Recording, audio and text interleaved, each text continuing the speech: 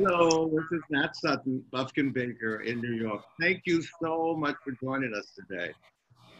I've got some wonderful guests who'd like to meet you and to talk with us about their part of the world and what they're doing. And the first is Leah Johnson, who is the Boykin Center. She's next to you on the screen.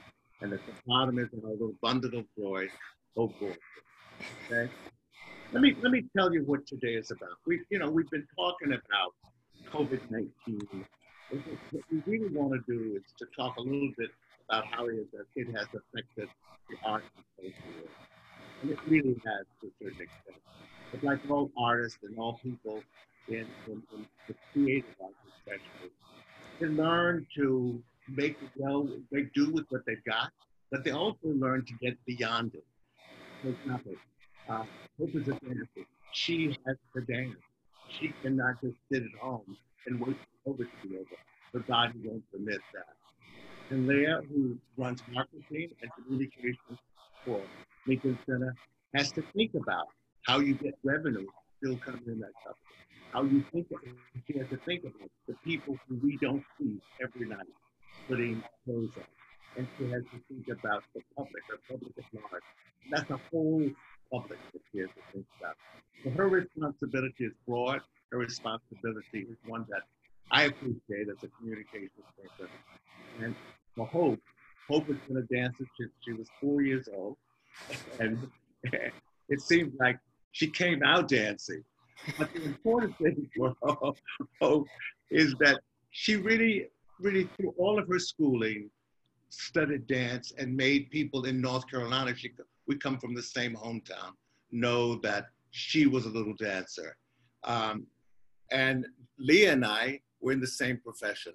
Leah was a communications professional for Citicorp Citibank, and I had been in a job similar to hers before Leah came in, but we had a chance to get to know each other for a few months, and we've become great friends. So let me tell you a little bit about this program today. It really is to talk about some of the issues affecting the art and culture world. And some of those issues are the things that we all sort of think about. In February, when COVID came, I walked down Broadway and I saw that every single light, every single billboard was turned off. And it suddenly hit me that this stuff is serious. And how is it going to affect what we do, what we see, and to some extent, how we feel going forward. There was also the day when I walked down Fifth Avenue and there were no cars. Can you imagine walking down Fifth Avenue in New York and there isn't a single car? That was another example of I knew something was serious.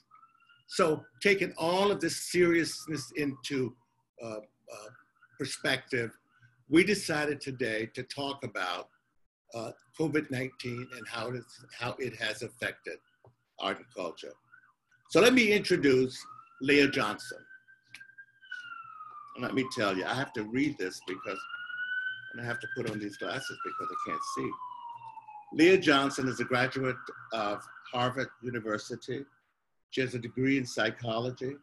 She is currently Vice President of Communications and Marketing for the Lincoln Center for the Performing Arts. She is a former Senior Vice President for Global Public Affairs for Citicorp Citibank. But for the last 10 years, she has founded her own company called LCJ Solutions, where she provided strategic communications, specializing in reputation risk mitigation, messaging, and change management. But Leah has done much more. What this resume doesn't tell you is that her work as a volunteer and as a management consultant in the not-for-profit arena. I have worked with her on many of her searches, unfortunately. I'm kidding when I say that. She is a tough master, let me tell you. She makes sure that you work every single minute of the day, but she's really terrific. But her world is not only her professional world, it's her world with her daughter and her husband, who are friends of mine as well, but also it is this stuff that she brings in her private life in the not-for-profit sector. Hope, now little Hope. Look at how she's dressed up today. She dressed up for us today without her didn't have her leotards on. She comes from Durham, North Carolina. She studied at Howard University. After leaving Howard, she studied at the 80s School and was invited to be a founding member of the Dwight Rodin and Desmond Richardson Complexions Contemporary Ballet. Hope joined Philadelphia, the Philadelphia Dance Company, in 1994. In 2000, she became a member of the Alvin Ailey Dance Theater, where she really roared. I mean, she's been there for 20 years. She's done a fantastic job all over the world. As a matter of fact, she has worked in 17 countries and 6 continents. The New York Times called her a small force of nature on stage. And that is really true if you've seen her. And she radiates power in her fearless, generous dancing. Has been a poetic force in the Alvin Ailey American Dance Theater for the past 20 years. But COVID, unfortunately, took her last performance away. She is retired now. We won't see her dancing, but she's doing a lot of choreography. And I hope you all get to see Hope's Revolution. It is an absolutely fantastic piece on Martin Luther King's work in the South. Hope joined the faculty of the University of Southern California, USC Gloria Kaufman School of Dance Artist in Residence from 2019 to 2020 academic year. In 2020, she served as the artistic director for the Kennedy Center Dance Lab. I am so pleased to have Hope and Leah with me today, and I hope we're going to have a good time. I know we're going to have a good time, and let's begin. So I'm going to ask you some questions, and you can ask me some questions. And Hope, why don't you tell us sort of how this dance has affected, how this COVID has affected you? Well, thanks for having me here, and it's a pleasure to be on this panel with you and with Leah. I mean, just wow in general. But you know, I feel like as an artist who had a retirement planned in May, and I'd made all of the plans, and then my plans were forced to change. I was extremely angry. I was sad. I was upset, and like in a cycle: angry, sad, upset, angry, sad, upset, and just didn't know how to function when there was something so much larger than who I am that could control it. But it wasn't just a dance problem. It wasn't just a New York problem. It was a world problem. It is a world problem. And so as it is a world problem, I just had to surrender. There are times when we don't have a choice but to surrender to our environment, but that surrendering moment can't result in a pity party that lasts too long. And so once I decided to stop eating my feelings and get up, the Ailey company, as I was still working for them at the time, was searching for ways to continue to reach our audiences. And so they came up with a program called Ailey All Access, and I was asked what I'd like to contribute. And it started off with a Revelations-inspired workshop. So I moved my furniture in the living room, and I set up my camera. I spliced and edited some pieces together, and I was like, oh, okay, so it's possible to still have a last dance. I was still able to perform, I was able to communicate, but there was still that blockage of when is this going to be over? And now that we are realizing that we have to create a newness around this, I don't want to call it normal, but we have to create something new. Whatever we do right now virtually, however we decide to redesign the stage, we must take it with us when the world comes off of intermission again. I know that our community is hurting, the Broadway community, especially living in New York. The Broadway community, I think, is thinking March 2021 is what I've heard. When I heard the ballet companies were canceling Nutcracker, that's when my eyes started to roll. Even though I knew that personally I had retired and was shifting into more educating and more choreography, it still is a weight because, you know, the art world is my family. But we are surviving. We've changed our stage to a digital one. I'm still like in seminars to learn how to work this video equipment, how to make sure I have the best equipment. I got a phone call this morning asking if I would teach in London next week. I could have never done that had it not been for COVID. Now I'm not distracting against from the loss of life and the hurt and the pain and the social and racial injustices that we've been able to experience during this time, but finding ways to continue to create by being able to log on to, you know, a platform like this and then teach in another country just from a phone call, put it on the schedule and make it work, means that there is something that can come from the deepest depths of what feels heavy and is heavy. But there are things, there are valleys and hills that we can climb up to find new ways to communicate. Leah, tell me, I mean, you just took your new job at the Philharmonic, what, 4 or 5 months ago, just before this came on. I'm wondering, with all of the plans that were already in place and what you thought your job was, how has it changed? What about marketing and the stuff that you had in your mind? I know how you stay up at night thinking about, oh, we're going to do this and I want to suggest this. And then you come in and there's COVID, or you don't come in, they tell you. Talk a little bit about that if you don't mind. It's absolutely.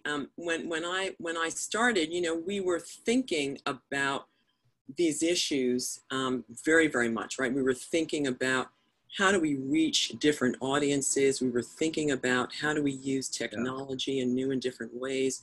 How do we lift up the voices of artists that typically had not been heard all the time at Lincoln Center and some of our colleagues around Lincoln Center? So we were thinking about all of that, but boy, COVID put us into overdrive, right? So when we canceled spring, we canceled summer, and we canceled fall. And as Hope says, I don't know what my December is going to be like without the Nutcracker and without Revelations, quite frankly, from Alvin Ailey, because that was a December staple for my family. And so we really had to start thinking about what this all means. And a couple of things. We think of it, it's almost like two brains coming together. So thinking about the business of the performing arts, and even though we are a nonprofit, thinking about our business model, which is based on ticket sales, which is based on venue rentals and donations, right? And thinking about how do we, as we move into the future, how do we think about this differently from a sort of revenue generating perspective?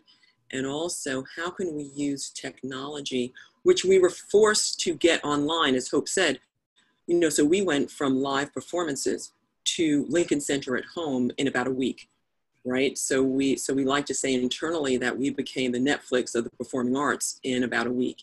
And how do you think about that? And what it provided for us was an opportunity to really innovate in ways that we hadn't before. And remember, the business model of performing arts organizations is that you are planning 2 years in advance, right? So you will know today what is going to be on your stage in 2 years, in all likelihood. You certainly know what's going to happen next year, because that's in the book already. And then you know you're already thinking and planning for 2 years out. So what this gave us an opportunity to do is to think about, okay, wow, okay, what are the needs, right? So we, right at the time that we all started working from home, so did students, right? City schools were closed. And we were thinking, okay, we have a group of teaching artists. What can we do to help all of these caregivers and parents to utilize their time throughout the day? And so how do we do that? So I think, so one of the things that we created was not only the sort of aggregate Lincoln Center at home, but also the coming together of pop-up classroom, we created, you know, every day live, we were putting together a pop-up classroom so that whether it was your phone or whether it was a screen, you could have 20 minutes. It started an hour. We heard, hey, 20 minutes. So you get instant feedback also in the digital world that replaces the instant feedback from audiences, right? Live audiences. And so we did all of that. We looked back into our archives and we found Live from Lincoln Center has been around for 40 years, which really set a standard in recording, videotaping, performing arts performances. So we went back to the archives. We searched around, consulted with our other organizations on campus. And so we created this calendar of things. And we also had an opportunity to be extremely, to think about inclusion, to think about what are the voices that we want to have on our screens every day. And that really gave us an opportunity to begin a new conversation. And the other thing that we did, which was just kind of, conversations that we had with faith leaders. And I remember the first conversation with Wynton Marsalis, we were thinking about the impact of COVID on communities, and particularly in New York City. At the time, we have come back from that, in a good way, but it's still this global pandemic that hangs over all of us. We were at a moment where you couldn't have a funeral, that you couldn't have funerals. And we were thinking of the power, regardless of your faith or no faith. Music is usually a part of a funeral. And so we got together with Wynton Marsalis, who had just lost his dad to complications from COVID, and a group of faith leaders, and thought that we could create this weekly concert, short concert, that could bring people together for almost a community of grieving and remembrance of those who've been lost, because there was no way to do that collectively. So out of this horrible pandemic, we were able to really innovate and think about what are the needs and how can we insert and how can we figure out how to meet those needs on a very, very quick basis. You brought a film to show us a little bit from your We have some films of, yes, we have some sizzle reels, as they call them, for Lincoln Center at Home, which is a kind of compilation. You'll see some pop-up classroom, you'll see some concerts for kids, some Live from Lincoln Center, and then the Memorial for Us All concert, which we're all quite proud of the two. Yeah, well, let's see them.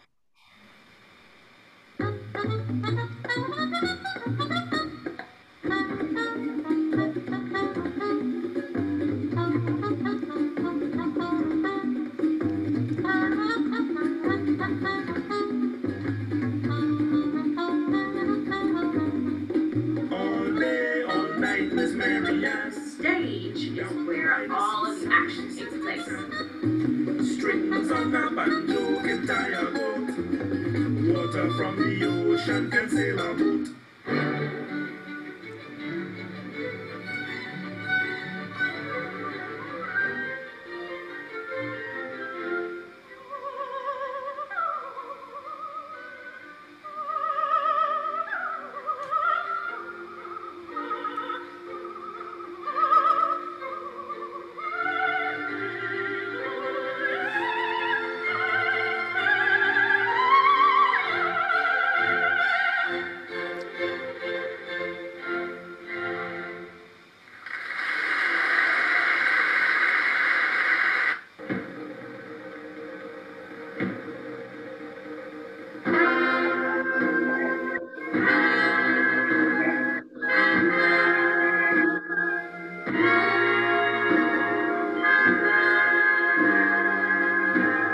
Lift every voice and sing till earth and heaven ring with the harmonies of liberty.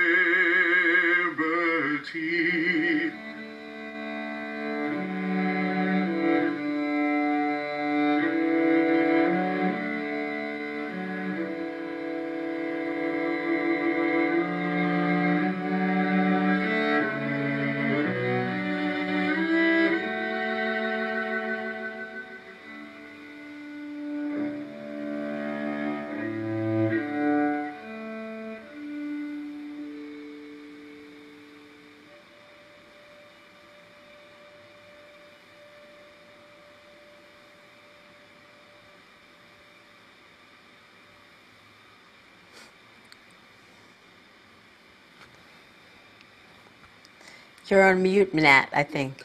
Okay. I just wanted to thank Leah for sharing that with our audience. It's beautiful, Leah. Thank you. Oh, how Yeah. do you think dance, the world of dance, has responded creatively to COVID-19? Well, I don't think we have a choice. So there are so many artists that I've heard over time who talk about how art has to be used. You know, I've heard Nina Simone say it's our duty as artists to create about our times. Odetta had said, as an artist, you use your art as a weapon for change. We have to step up and speak about what's going on in the world. And we don't have a choice during this time. I've never, I shouldn't say never, but it doesn't feel like I've ever been this busy.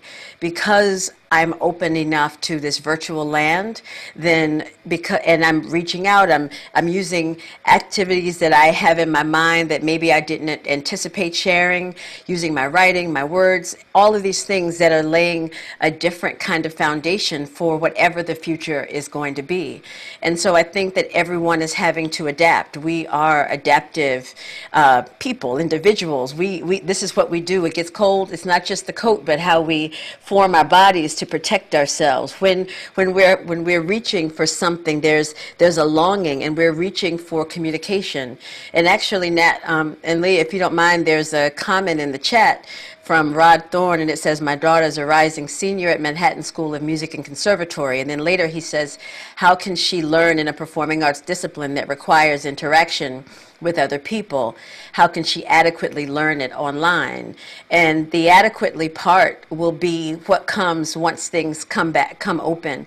But we have to keep our minds open to the possibilities and creativity. And I turn on my television, my Apple TV, log on to YouTube, and hold on to a chair and take a ballet bar. I have tried to see my physical therapist 3 times a week. It's virtual, but I see her 3 times a week. There are things that we are going to have to do, not to make this, like I said, normal, but we have to continue to engage. And we have to see the benefits of engaging this way. And then once we're off the computer, we must go take a walk. You must dance down the street. You must put on some music. You must have this physical activity, or we will be stunted. Our growth will be stunted. But there is possibility for growth during this time. It's just not going to be how it felt. And we have to take that in and know that the next step, the next way of feeling is what we do. And I don't mean to keep going on, but I just set a new work for a company called Ballet X in Philadelphia, and it was part of the Guggenheim's virtual Works and Process. And so there's one of the dancers was in Connecticut, one of the dancers was in Philadelphia. We had rehearsal on Zoom. I wrote some text. They sent me their videos. I said, no, do them over, giving them notes as if we were still making this our studio, and then put them together and presented them in a virtual Zoom situation just like this for over 400 people. It's possible to keep creating and keep communicating. We just have to be willing to turn right or left when something is uncomfortable so we can continue to move forward. I was in Paris last summer for some vacation, and I saw a dance group near the Orpheum Hall dancing in the street, and the police had sort of blocked off areas, and we were sort of at their different corners looking at this dance. It was the first time that I'd experienced dance in this way. I really understood the story, believe it or not. But they used everything that was in the space that existed. But it wasn't for bricks and mortar. It was in the open. And it happened so that people were coming up and sort of standing watching it. And everybody stood there for about an hour watching the dancers come in and out, and it was just terrific. So I do think that creative folks will find a way to express their craft or creativity in a way that we can still enjoy, in a way that it still brings pleasure to us. What do you think, Leah, in terms of your organization? How has it adapted in a way to COVID-19?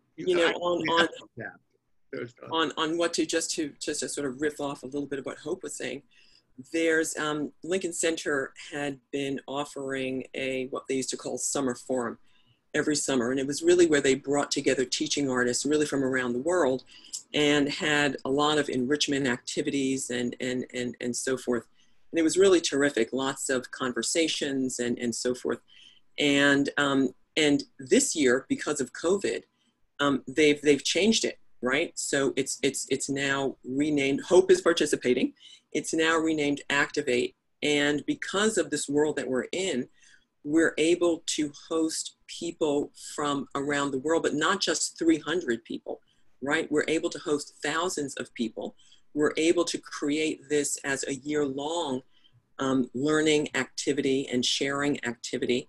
And so it really does provide us with new ways of thinking, you know, out of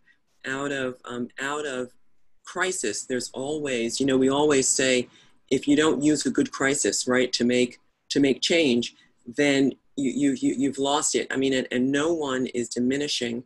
Look, we've taken an MRI to our country, right, and we've identified 2 viruses. It's COVID-19 and it's also racism. So no one is diminishing these things. The issue is how do we in the performing arts world, how do we address these issues? We are thinking certainly at Lincoln Center from the way that I just talked about, Activate, from the way that we think about the voices that we lift up. How do we hear from more voices? How do we commission more works from Black artists, from people of color, from indigenous artists, to tell the stories that are so important? I know we're going to get to Revelations a little bit later in this, but I have to tell you, you know, something like Revelations, when you think about it, as I told you, it's in my yearly diet, and it's now in my daughter and husband's yearly diet. But when you think about the story of Black Americans in this country, and when you think of the experience of seeing Revelations, if you are Black, you respond to it in one way, and you see people who look like you on the stage, which is a whole different experience. But also it is a story that is an important story for people who are not Black to understand and to relate to.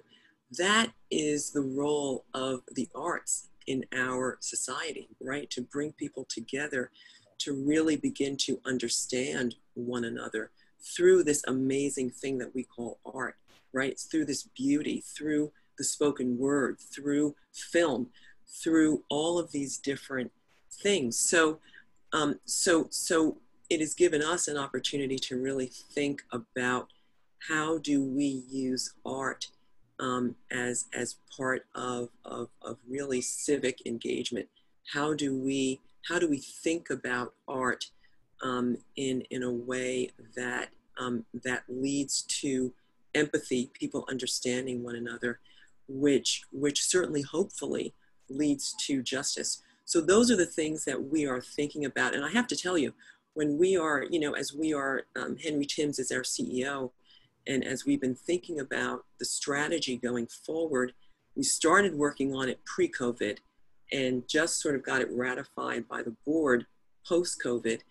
And people are excited about this direction. You know, people are excited. This is going back to our main kind of who we were back 61 years ago and what Lincoln Center was supposed to be.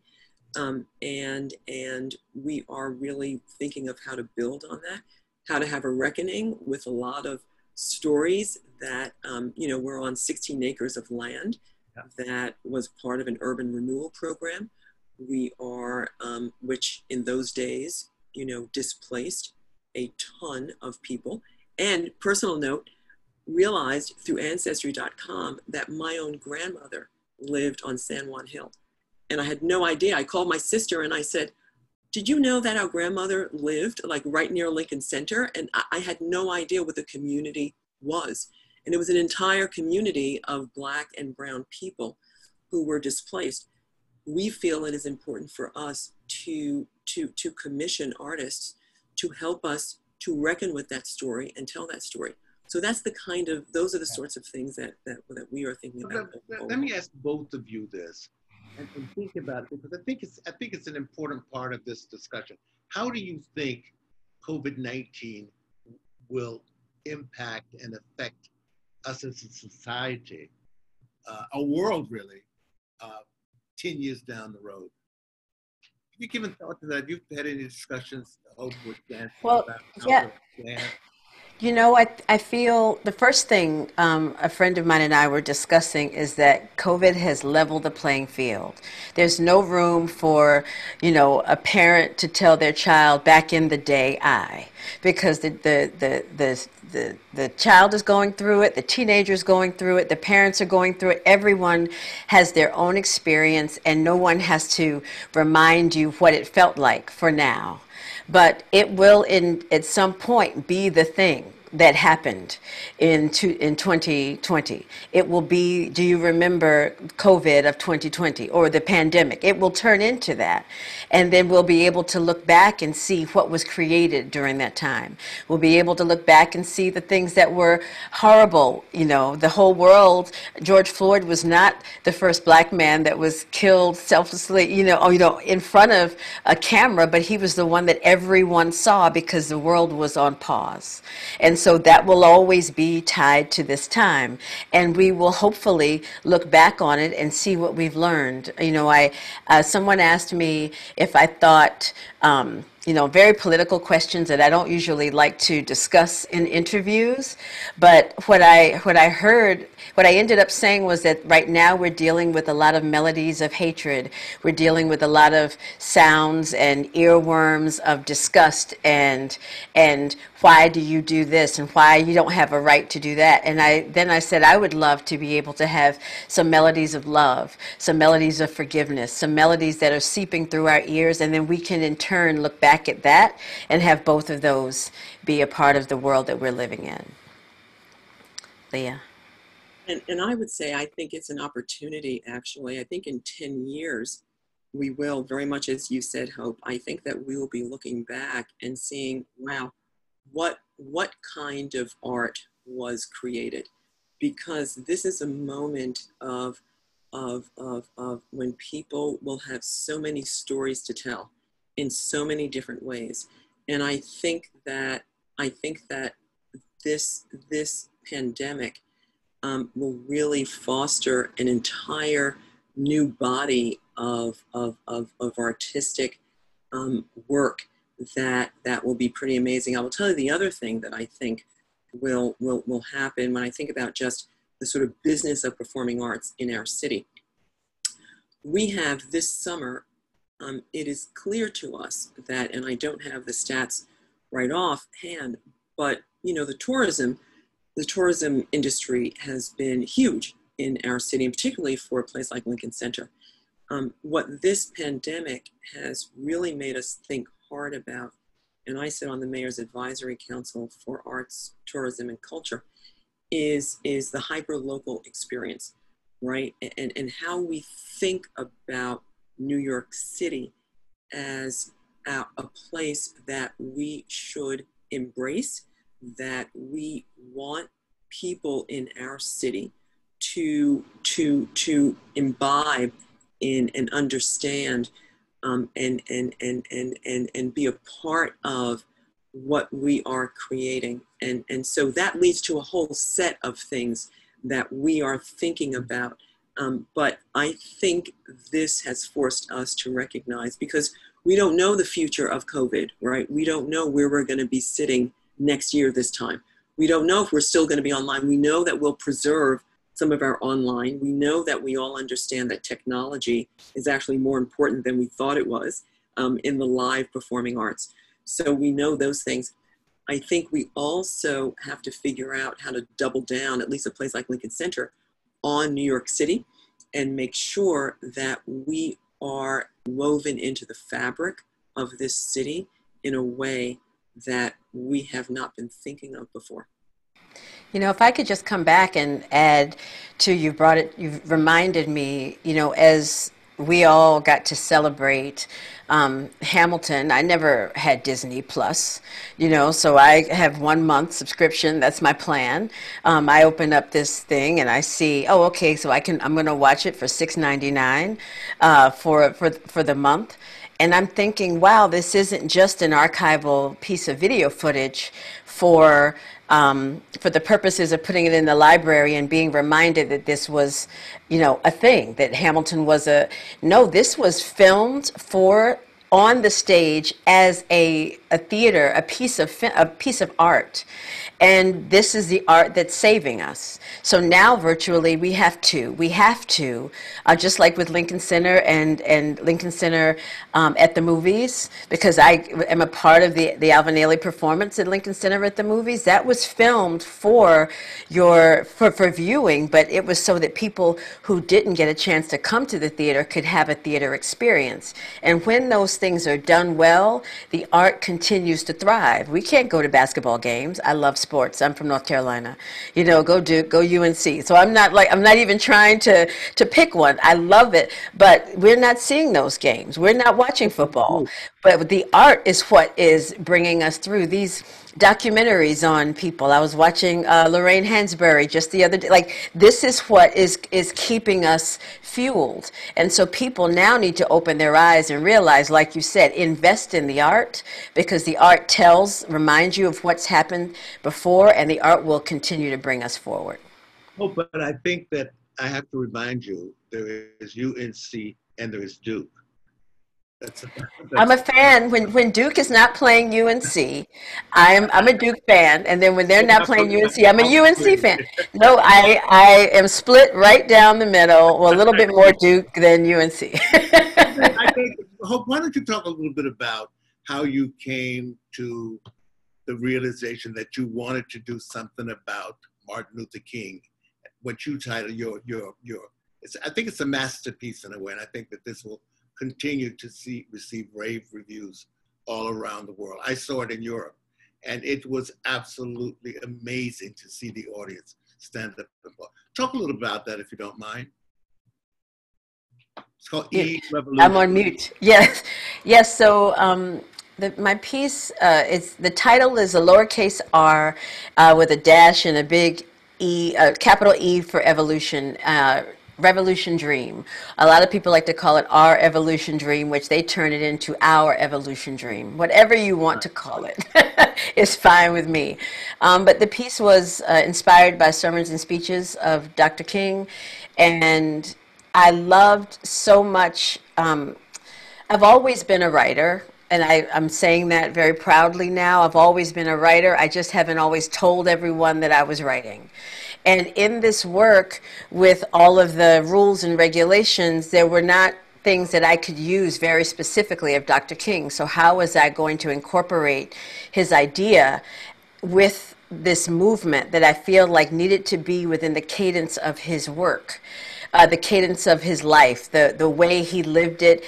He was very clear about when he said, how he said, the ups and the downs, and how was I going to create movement that reminded me of that, and then how was I going to really follow through with the work and the meaning. And so I just figured, let me just study him. I listened, I bought albums, I went into archives, I read recordings that were faulty, and you'd hear, you know,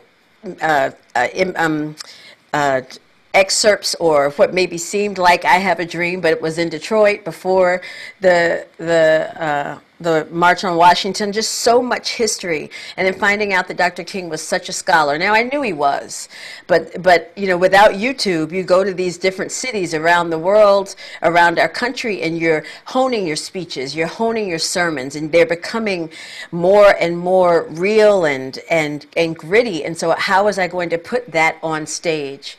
And so I decided to tell a story about Dr. King, first from the perspective as a minister, as a person who was standing up for what he believes to his congregation. And then by the end of the piece, I've turned him around to the audience. And then this is how the iconic individual that we know today speaks and lives and then brings people from all cultures and all classes together. And that was the first time that I'd ever really let the world hear what I had written. The text in the program is very small, that it's original text. I got a good friend of mine who happens to be a Tony Award winner for Hamilton, Leslie Odom Jr., did the narration. And so I was hiding underneath this expression of mine that was not imitating Dr. King, but using what I felt like was an honoring of him. And I created this work. I didn't know how long it was going to last in the rep at Ailey. I was thrilled to know that the people in Paris wanted to see it. And I was thinking, Paris, English is definitely not a first language. French is the first, second, and third language in France, because that's just how they are. I love them dearly. But, they're very particular, and the presenters wanted this work. There was no need for a translation. I actually got to, the piece was performed in Copenhagen. The Queen came to see the work. She'd heard I designed the costumes. There was so much love that was thrown at me that I felt like, okay, now I'm able to put my words a little bit further forward into my work. And now that's really what I do. I make my words the soundtrack for my works, and then I create the movement on top of it. Thank you. I would even say that you can now call yourself a choreographer as well. Oh, yes, sir. I was that when I was 4 because I was bossy. Leah, I'm curious, how do you because there's a business here too, you said that Lincoln Centers are not-for-profit, but there are costs involved in putting on these things, and you have to get the money to defray expenses and all this sort of stuff. How do you keep your relationships with corporations, with foundations, with individuals, so that they don't forget to still send the money? And even though you can't do some of the things you'd like to do in the building. Absolutely. I mean, we have, absolutely, we have, and I think the bottom line rule during any crisis is communicate, communicate, communicate. So you have to first of all, you have to continue to innovate. You have to continue to stay ahead. You can't think, oh, well, things will return back to normal and start planning for that, because we all know that there is no normal any longer. And so you have to really innovate, think creatively, engage everyone around the table, and continue to talk to your donors, your boards, your colleagues, also your colleagues, about what we can do and how we can do it, and get people excited about the vision going forward, because the vision going forward is very exciting for the arts, right? We are talking in a way about inclusion in a way that we simply were not talking about it before. We're talking about, using technology in a way that we weren't talking about before. Hope is now the master of the technology on this call. I mean, she's figured out. She's like, oh, I'll play that sizzle reel, no problem. So we must. Exactly. I was just on a call yesterday with colleagues of ours in Brooklyn and in Staten Island, and we were talking with New York City and Co. And we were talking about how can we, the play right now is all here, right, on Zoom and on WebEx and so forth. And we were thinking, okay, how can we make sure that all of us have access to the right kind of videographer? 40 years ago, Lincoln Center, we really put Live from Lincoln Center went on the map with videotaping live performances. And how do we do that in smaller chunks? Yeah. Now, how do we innovate even this amazing Live from Lincoln Center, right? So people want to be a part of that discussion when we start talking about it. So our job is to make sure that we are engaging one another. we are engaging this. I've gotten about 5 ideas just from this conversation. So make sure that we are engaging one another and engaging those who have been working with us and donating to us, so that they also, we bring them along to understand the changes that we are thinking about. Look, the financial security of many arts organizations have been tenuous at best, as you all know and can agree.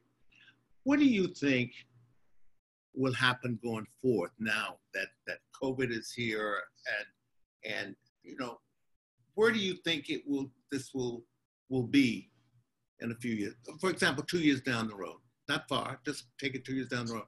Do you think that you'll continue to bring in money? Do you think these new ways of marketing what you do, talking to people you had mentioned? I think that it will be a very, very tough time.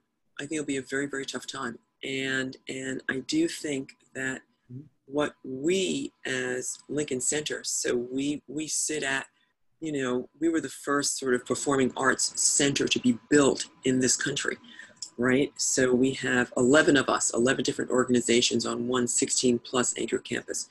So I think it is really our job to make sure that we are always advocating on all fronts for the arts and for arts education across the board. So, you know, we of course, we're thinking of Lincoln Center, but we have to think of everyone coming into this, because, you know, we need to figure out how to lift a lot of boats going forward, because we need the arts. The arts are an essential part of the society that we are in, and we need to make sure that all of our voices continue to be heard. So we just think of our role as advocacy has really become much more central to what we are doing at Lincoln Center, because we need it. Listen, we've got just a few more minutes, and this has gone much too quickly. But Hope, I want to ask you a question, and then we want to have you introduce Revelations. Talk a little bit about what do you think this means for artists who are coming into, dancers who are coming into your profession now, as opposed to when you came into it? Well, I definitely, I definitely think that people's choice to dance is made very clear. You know, there are those sacrifices that I can remember I made. I, you know, made my mother very angry. I'm doing this dance thing, or I wanted to do this, and, you know, like going against the grain, not following all the steps that were set before me, because this was a calling that I had. But now when someone knows they've signed up for a program, you know, like I'm doing this Kennedy Center Dance Lab, students have signed up not just for a program, but they've signed up for an experience. And so they have to be on time. They have to be prepared to write. They have to be prepared to communicate with one another in studio hours, and, like, you know, office hours, but studio hours. They have to be committed. And if they're not committed, then they will fall away from this particular art. They have to really want it in this time. And I feel like even with me and my determination, my biggest fear after retirement was, you know, and people have asked me not to say I'm retiring, because I'm leaving the stage. I don't want to do that anymore. It hurts, and and I'm tired of aching, and, you know, but I love it. But I can find a new place in the theater to stand, is what I mean. But I was worried if I would be able to clock in to Hope Incorporated, whatever that is. I was concerned that instead of doing what everyone else has been telling me to do for over 25 years, would I be able to do enough for me to sustain me, to continue to make me feel creative? And I am doing that. This work with Ballet X, you know, a composer has written me. People want content, and so they're calling for content. And I am a content collector, my friends say. I don't post, I just collect it. And then all of a sudden I put something out and they're like, you know, I got a call the other day saying that there's a special hour program on ABC. Do I have any dance in Harlem? I'm like, of course I do. And I pull out a clip and I go to this royalty-free music site and I put some music to. I mean, it's just, we have to, this is a new sacrifice, but it falls right into line with what it is I want to do for the rest of myself. Sorry? I think you also have to sort of guide the young artist into this new world. Let them know what's required, that they can't think of, you know, just going to a studio, putting on their ballet slippers, and but then they got to think of the whole, they got to think of marketing themselves. And he and I was artists now have to market themselves. I think I would have been a concert pianist if I wouldn't have had to market myself. Yeah, I mean, We absolutely do. Branding is everything. I tell young people, don't do anything or post anything you don't want anyone to bring up in 15 years. I said, you know, you can be angry, you can write a letter. You can be upset. I said, you know, put some clothes on for that photo. Like, I think about those things because that is your future. And everything you do now will be a part of what you do later. listen, I want to thank you both so much for joining me as my guest today in this wonderful discussion. When we thought about who we wanted to have, even Craig, our boss, said, we've got to get Leah into this, and we've got to get Hope. And so that's why you're our first two guests. Thank you so much. Thank you. Wonderful. It's been wonderful working with you. Been wonderful. We'll come back next week, Nat. I will. And listen, don't forget Buffkin and Baker. We have a big arts group, and I'm heading that in our organization, the not-for-profit thing. And we'd love to help you in any way we can. But first of all, I just want to thank all of our audience for joining us today. We've gotten a lot of people signing up for this program, so I think it must have hit a nerve. And it must have hit a nerve because you two are there, both you and Hope. Yeah. What I also want to say is, look, this is not going to be the end of the world. It's going to be a change, as we said today. We're not going to go back to normal, but maybe the other place we go will be even more interesting and bring us a lot of joy. I am feeling very positive. Working on this show and talking about our ideas, I'm feeling very, very optimistic about society, the fact that race is now part of this and it's issues we can deal with as a society, as a country. I think it's important. And I think the whole issue surround health and health care and people who need it has become a big issue. So I think we all will come out of this being better people, better citizens, but loving each other more. So what I want to leave you with before Revelations is be safe and make sure you hug the people that you love the most. And don't forget Buffkin and Baker. Well, you want to introduce it? sure. So Nat asked if there was a video that I thought would be, you know, that I was in, that had revelation, that really spoke to Mr. Ailey's vision. And as like I said, the company was off. We got a call from Tim Shriver's organization. He did a 24-hour broadcast called Call to Unite. And he asked us to participate. And as I was on the content committee with five other dancers at the time, we were trying to figure out how we could compile all of us doing Rock of My Soul from the Bosom of Abraham, which is the very last song of Revelations, but doing it at home. And so once we turned in this video to Tim Shriver and a call to unite, we got a call back saying it was going to open his show. So here is Rock of My Soul from the Bosom of Abraham, Alvin Ailey American Dance Theater, dancers dancing it from home. Thank you all.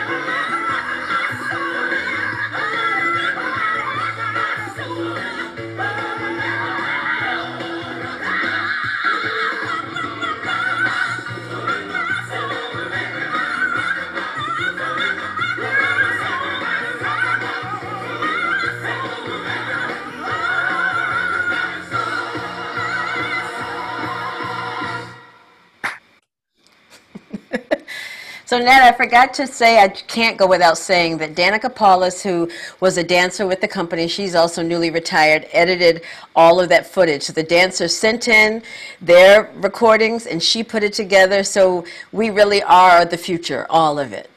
We thank you. So That Thank is you. amazing. I mean, you gave me my fix. Part of my fix. Thank you. I'm glad. Thank you so much. Thank you. Thank you. Have a good day. Thank Thank you. again. Thanks, everyone. Thanks. Bye. Thanks, audience.